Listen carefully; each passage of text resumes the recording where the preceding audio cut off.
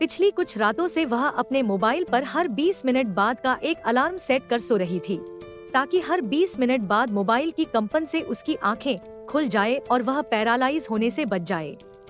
लेकिन आज वह ऐसी कोई कोशिश नहीं करना चाहती।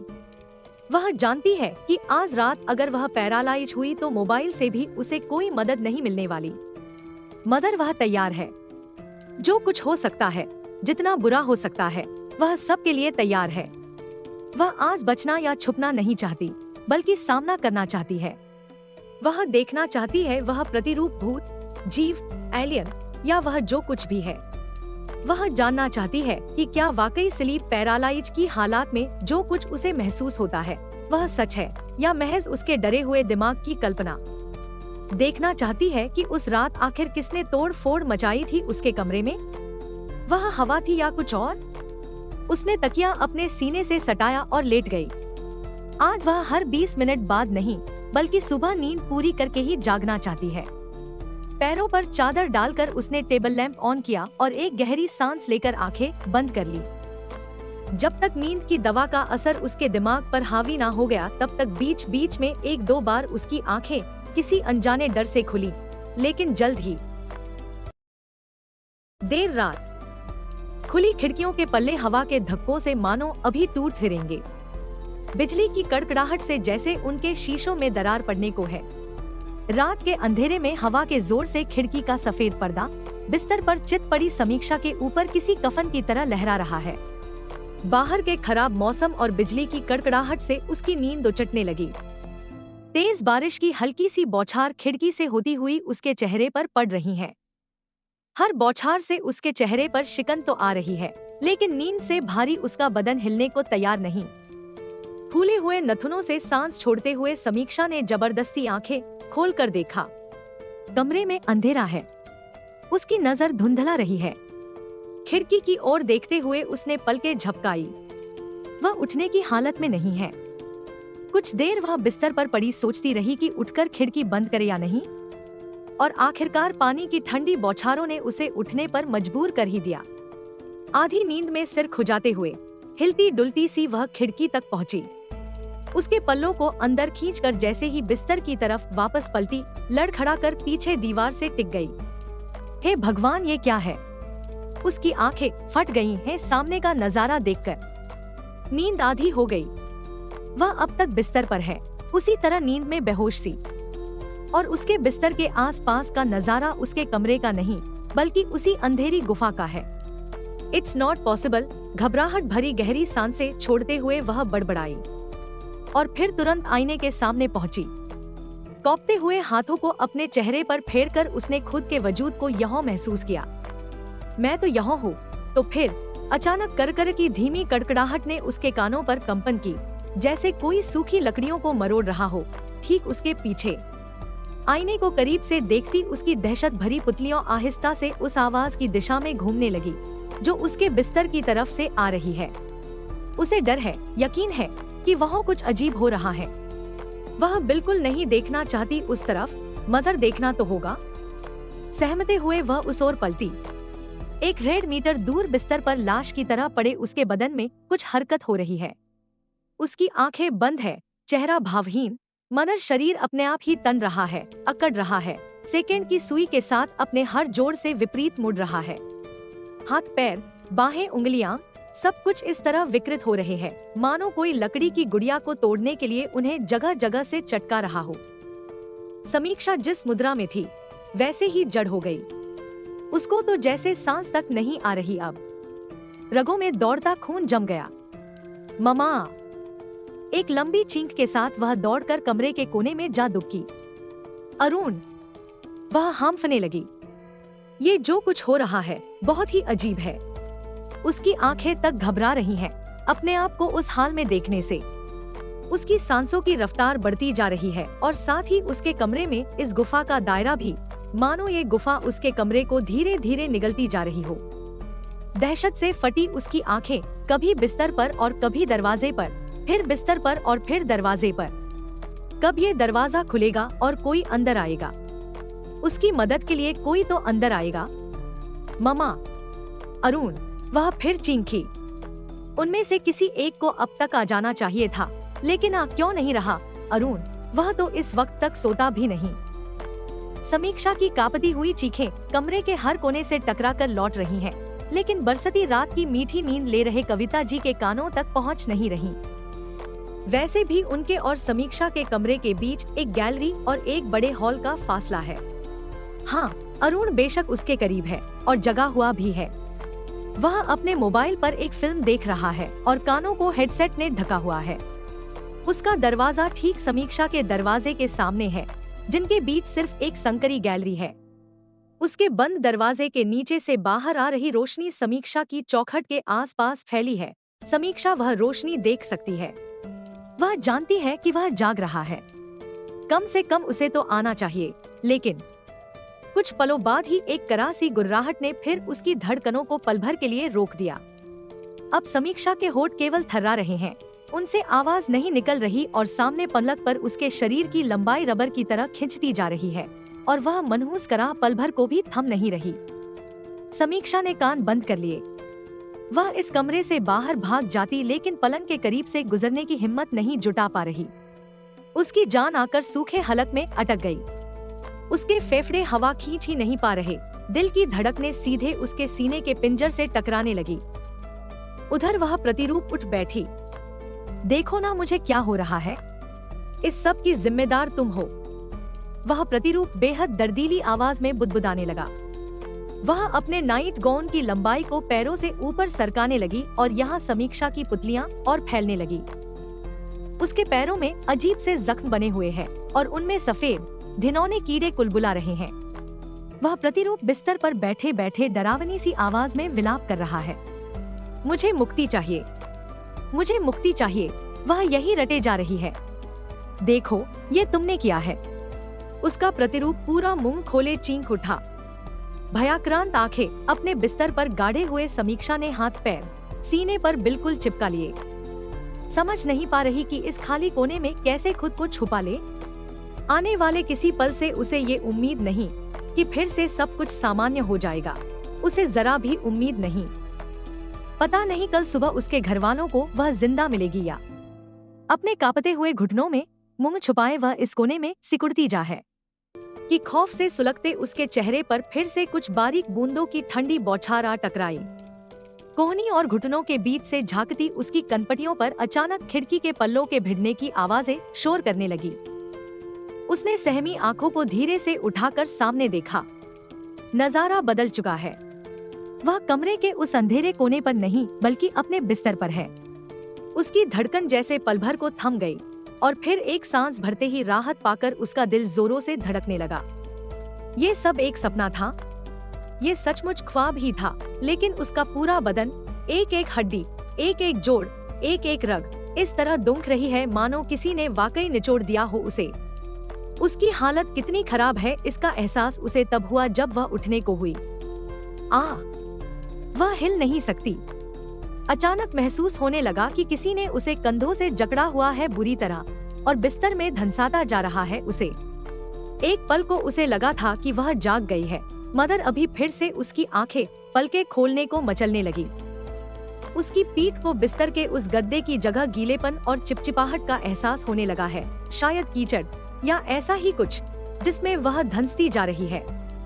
सड़ते हुए पानी की बूंदें उसका सांस लेना मुश्किल कर दिया। इस कीचड़ की ठंड का धीरे धीरे उसके बदन पर चढ़ती जा रही है।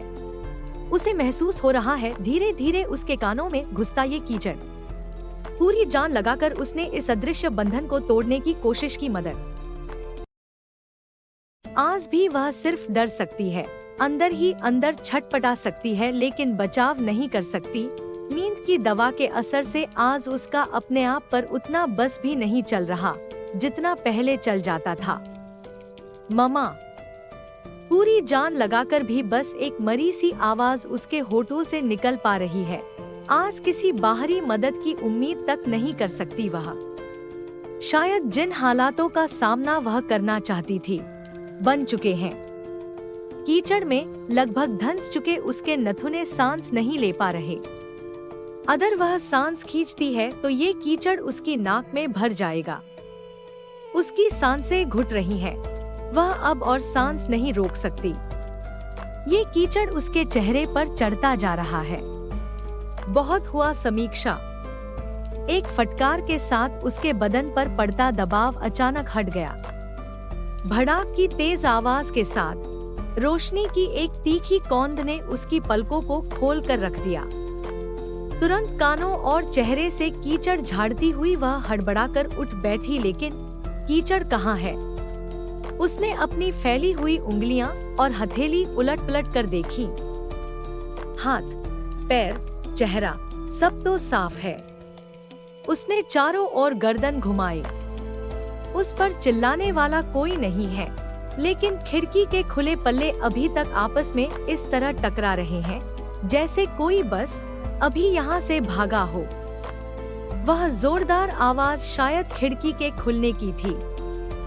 डर से अटकी हुई सांस उसके सीने से अब छूटी। शुक्र है कि ये सब सच नहीं था। कमरे में फैले सफेद उजाले ने उसका डर तो काबू कर लिया है, लेकिन अब भी उसका दिल उसके हलक में कहीं धड़क रहा है। उसने अपने चेहरे पर हाथ फेरकर पसीना पोंछा। थके से हाथों से उसने चादर पैरों से हटाई और नींद में झूलती सी खिड़की तक गई। पल्ले अंदर की तरफ खींचते हुए बाहर के अंधेरे पर उसका ध्यान गया।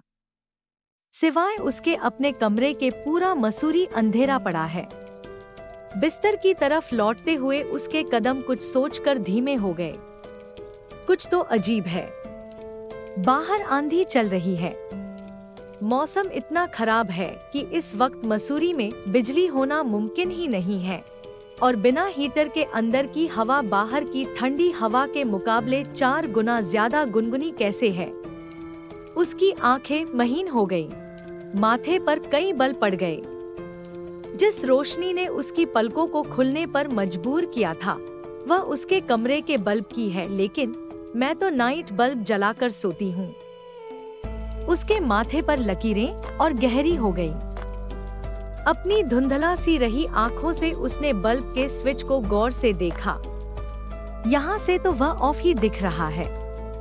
शायद उसकी गलतफहमी हो। वह उसके करीब गई और एक बार फिर हैरान रह गई। इसका स्विच ऑफ ही है। ये कैसे हो सकता है? बल्ब पर नजरें जमाए उसने स्विच 2 बार ऑन ऑफ किया, लेकिन बल्ब की रोशनी पर कोई असर नहीं। घबराकर उसके कदम पीछे हट गए। ये हो क्या रहा है आखिर? बालों की जड़ों को लगभग नोचते हुए वह कुछ देर सन्न रह गई। किसी को बुला लाए बाहर से। इस वक्त किसी की नींद खराब करके अपनी ये कहानी सुनाना सही होगा? और क्या मम्मी या अरुण में से कोई यकीन करेगा उस पर? एक बार फिर उसकी नजरें वापस स्विच बोर्ड पर गईं और उसके विचार बदल गए। हो सकता है कि नींद की दवा के असर से उसे कोई वहम हो रहा है, या हो सकता है कि वह अब भी कोई सपना ही देख रही हो। वैसे भी 2 बार पैरालाइज हो चुकी है। वह बिस्तर पर लेटने को थी कि फिर ठहर गई। वह 2 बार पैरालाइज हो चुकी है। उसके अंतर ने दोहराया। उसके मोबाइल में कुछ तो जरूर रिकॉर्ड हुआ होगा। अगर इस कमरे में कुछ भी अजीब हुआ था तो वह जरूर रिकॉर्ड हुआ होगा। वह तुरंत मेज पर लपकी, मगर यहाँ लैपटॉप के सहारे खड़ा मोबाइल नहीं है। उसने आसपास देखा। मोबाइल फर्श पर पड़ा हुआ है। उसने झट से फोन उठाया। मोबाइल पर रिकॉर्डिंग अब तक चल ही रही है। दीवार के सहारे टिककर उसने वह रिकॉर्डिंग शुरुआत से चलाई और उसे देखते देखते ही उसके चेहरे से जिज्ञासा के सारे भाव धीरे धीरे गायब हो गए। आखिर में बची एक थकन भरी आ। Damn it! उसका एक हाथ मुंह को चला गया। वह वापस बिस्तर पर जाकर लेट गई। वैसे भी नींद से उसका सिर भारी हो रहा है। उसे तुरंत नींद आ गई। लेटे हुए 1 मिनट भी नहीं हुआ था उसे कि समीक्षा समीक्षा। फिर एक घबराई सी जानी पहचानी आवाज उसके कानों में पड़ने लगी। समीक्षा निढाल है। किसी ने उसे अपनी बाहों में समेट रखा है। 2 सख्त बाजू उसकी रेशमी पीठ में चुप से रहे हैं। एक गर्म सीने की गुनगुनाहट का आभास हो रहा है उसके चेहरे के पास। ये जो भी है उसके गालों को थपथपाकर उसे जगाने की कोशिश कर रहा है। मदर नींद ने समीक्षा की चेतना को इस कदर जकड़ा हुआ है कि वह निमिष भर को खुद में लौटती है और फिर नींद उसे भींच कर ले डूबती है उसी मदहोश गहराई में। समीक्षा आंखें खोलो। आज तक इस आवाज में गुस्से या चेतावनी की गूंज होती थी, मगर आज फिक्र ज्यादा है। समीक्षा ने जबरदस्ती अपनी पलकें खोली। नींद से भरी उसकी पुतलियों के सामने की वह धुंधली आकृति धीरे धीरे साफ हुई। उसकी आंखों से बस कुछ ही इंच दूर है एक चौकोर चेहरा, काले बालों के झुरमुट से घिरा एक माथा, धनुष सी तनी दो भौहें, उसके चेहरे पर कुछ तलाशती दो काली आंखें, उन आंखों के किनारे चलती घनी पलकों की लकीर और फिक्र से अधखुले होंठ। इस चेहरे को देखते हुए समीक्षा ने खामोशी के साथ 2 बार सोच सोचकर पलकें झपकाई। आई हेट माई ड्रीम्स और बड़बड़ाकर फिर सो गई। समीक्षा उठो, तुम्हें इस वक्त सोना नहीं है। तुम सपना नहीं देख रही। उसने फिर से झकझोरा। इस बार समीक्षा की नींद भरी आंखें खुली और फैलती ही चली गईं। आकाश, उसके मुंह से निकला। क्या ये वही है? कुछ समझ आते ही वह खुद को उससे छुड़ाकर भिरती पड़ती सी कुछ कदम दूर जा खड़ी हुई। उसकी तेज सांसें सीने से झटकों के साथ बाहर छूट रही हैं, घुटने कप कपा रहे हैं और आंखें मानो अपने गड्ढों को अभी छोड़ देगी। वह वाकई आकाश के सामने है। उसका अंतर पूछ बैठा। पल भर में उसकी पलकें जाने कितनी बार झपक गई। आकाश उसे और वह आकाश को चुपचाप ताड़े जा रही है। जल्द ही उसकी नजरों को आकाश के पीछे का नजारा भी नजर आया। Where the hell am I? उसके होंठ हिले। चारों तरफ देखते हुए उसने अपनी धुरी का एक पूरा चक्कर लगा लिया। ये उसका कमरा नहीं है, बल्कि कोई बहुत ही अजीब अनजानी सी जगह है। दूर तक फैला लाल अंतहीन बंजर मैदान जो अपने आप में ही तपसा रहा है। समीक्षा जहाँ तक देख सकती है बंजर मिट्टी है, छोटे बड़े पत्थर हैं, छोटी बड़ी चट्टानें हैं और लगभग हर चट्टान की सतह पर कुछ लिखा है। इस बंजर मैदान के विस्तार का कोई अंत नहीं। आसमान का रंग भी ऐसा जैसे गहरे बादल छाए हों। हवा तो जैसे है ही नहीं यहाँ, और रोशनी भी किसी बरसती डलती शाम जितनी। वक्त जगह दिशा पहर किसी भी बात का अंदाजा लगाना नामुमकिन है, जैसे शून्य में खड़ी है। इस बीहड़ के आखिरी छोर तक कोई परिंदा, कोई पेड़, यहाँ तक कि घास का तिनका तक नहीं दिख रहा। उसकी नींद गायब हो चुकी और दिमाग अब तक चीख चीख कर उसे यकीन दिला रहा है कि वह तो अपने कमरे में सो रही है। लेकिन ये सब कोई सपना नहीं हो सकता। वह बुदबुदाई। उसकी भटकती आंखें फिर जमीन पर आ धिरी। नाइट सूट के पैचे से बाहर झांक रहे पैर के अंगूठे से उसने ये रेतीली जमीन खरोची। उसका अंगूठा महसूस कर सकता है इस जमीन की तपन को और खुरदरेपन को। एक फीकी सी लकीर खिंच गई है वहाँ, मगर अब भी उसके लिए यकीन करना मुश्किल है कि वह यहाँ सच में है। किसी अनजाने डर से बहुत से सवाल एक साथ मन में कौंध गए। वह कहाँ है? क्यों है? कैसे है? और सबसे बड़ा सवाल ये कि अब यहाँ से वापस कैसे जाएगी? हैप्पी बर्थडे समीक्षा। पीठ फेरे खड़ी समीक्षा से जैसे कुछ आ टकराया। ये वही आवाज है जो अक्सर उसे पैरालाइज से जगा देती थी। एडियो पर घूमकर वह आकाश की ओर पलटी। हैरानगी से उसका हाथ मुंह को चला गया। वह आवाज आकाश की थी। हाँ, उसका एक हाथ होठों पर आ गया। वह कैसे भूल सकती है उस आवाज को जिसे बचपन से सुनती आई है। तभी उसे ये आवाज इतनी पहचानी सी लगती थी, मगर अफसोस कि वह इसे पहचान क्यों नहीं पाई। आकाश, जो अब तक अपने घुटनों पर ही बैठा था, उसके खौफजदा चेहरे पर नजरें टिकाए धीरे धीरे खड़ा होने लगा। उसके हिलने भर से समीक्षा कहीं भाग जाने के लिए हरकत में आ जाती है। उसकी तसल्ली के लिए आकाश ने अपने दोनों हाथ सिर के पीछे बांध लिए। रिलैक्स, डरो नहीं, तुम्हें मुझसे कोई खतरा नहीं है। कहते हुए वह धीरे से अपने पैरों पर सीधा खड़ा हो गया। समीक्षा ने हमेशा से उसके कद का गलत अंदाजा लगाया था। वह लगभग नहीं बल्कि पूरे 6 फुट का है। उसकी रंगत समीक्षा के अनुमान से कहीं ज्यादा साफ है और आंखें समीक्षा की उम्मीदों से ज्यादा चमकीली। उसके बालों की लहरें समीक्षा के ख्यालों से भी गहरी हैं और आवाज उसके एहसासों से भी नर्म। उसे खुली आंखों से अपने सामने देखकर समीक्षा की सांसें ही जैसे थमने लगी। जिस नीले रंग की कमीज और काली पैंट में समीक्षा ने उसकी मौत का हादसा देखा था, उन्हीं कपड़ों में उसी सादगी के साथ वह उसके सामने खड़ा है। नहीं भी तो 7-8 कदमों का फासला होगा इनके बीच, मगर समीक्षा को महसूस हो रहा है जैसे इतनी दूरी से भी वो उसमें समाता जा रहा हो, सांसों की तरह उसके सीने में उतरता जा रहा हो। इन नजरों से पहले किसी नजर ने उसे ये एहसास नहीं कराया था कि किसी की नजरें उसे छू भी सकती हैं। सम्मोहित कर देने लायक इस छवि को ख्वाबों में देखना और बात थी, और आज खुली आंखों से देखना और बात। जाने कितने नए एहसास सर्पीली रस्सियों की तरह उसके तनमन से लिपटने लगे थे कि एक सवाल ने उसके ख्यालों पर तमाचा सा मार दिया। ये सच है या सपना? होठों को आपस में भींचते हुए उसने एक पल विचार किया, फिर अपने हाथ के पिछले हिस्से को दांतों के बीच जोर से दबाया और जब दर्द हुआ तो हाथ झटकती हुई आकाश के करीब गई। उसके चेहरे पर देखते हुए उसने वही हाथ हिचकिचाते हुए आकाश की ओर बढ़ा दिया। आकाश की आंखें अपनी ओर बढ़ते उस हाथ के साथ अपने ही कंधे पर आकर ठहरी। वह क्या कर रही है? उसके कंधे को छूते ही समीक्षा हैरानी से उछल गई। मैं तुम्हें छू सकती हूँ, पूरे 28 दांत एक साथ दिखाते हुए मैं तुम्हें छू सकती हूँ। पता नहीं क्यों, मगर उसे खुशी हो रही है आकाश को अपने सामने देखकर। अब तो आकाश भी कुछ हैरान है। क्या पहली बार देख रही हो मुझे? होठों की हंसी आंखों में दबाए उसने अपने हाथ नीचे किए।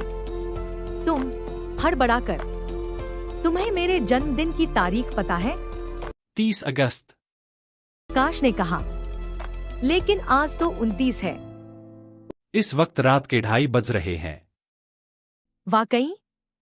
समीक्षा का सिर चकरा गया। उसे तो खुद याद नहीं था। हॉस्टल के दोस्तों के बाद सिर्फ नेहा है जिसे पिछले 2 सालों में ये दिन याद रहा होगा। उसने सिर खुजाते हुए सोचा और फिर आकाश की दोनों आंखों में उसकी अपनी आंखें बारीकी से कुछ ढूंढने लगी। तुम, वह हिचकिचाई। तुम तो मर गए थे ना? तो तुम, कहना जाने क्या था लेकिन हड़बड़ाहट में जुबान ही साथ नहीं दे रही। आखिरकार ये सब सच है या सपना? उसकी जुबान फिर लड़खड़ाने लगी। तुम होश और नींद के बीच खड़ी हो और फिलहाल सो रही हो। आकाश ने जवाब दे दिया, बहुत ही इत्मीनान से। ये जवाब सुनने के कुछ 2 पलों बाद ही समीक्षा के होठों से एक अविश्वास भरी हंसी छूट गई। दोनों भौहें तानकर ना में सिर हिलाते हुए, मैं आज के बाद वह दवा कभी नहीं लूंगी। वह पास की एक पथरीली चट्टान तक गई और उसे छूते हुए खुद पर ही मुस्कुराने लगी। कैसे वाहियात ख्वाब देख रही हूँ मैं, सब कुछ सच लग रहा है। उसने आकाश की तरफ देखा। सच और झूठ सिर्फ आपकी सोच पर निर्भर करता है, और इंसानों के लिए तो वैसे भी सच की सीमाएं बहुत संकीर्ण होती हैं। समीक्षा के पल्ले कुछ नहीं पड़ा। उसकी हिंदी वैसे भी कुछ खास नहीं है। वह तो केवल ये सोच रही है कि स्लीप पैरालाइज और इंसोम्निया के बाद उसे ये जो नई बीमारी लगी है, इसका नाम क्या होगा। बस जो भी है, अच्छी बात यह है कि वह इस समय किसी डरावने सपने में नहीं है।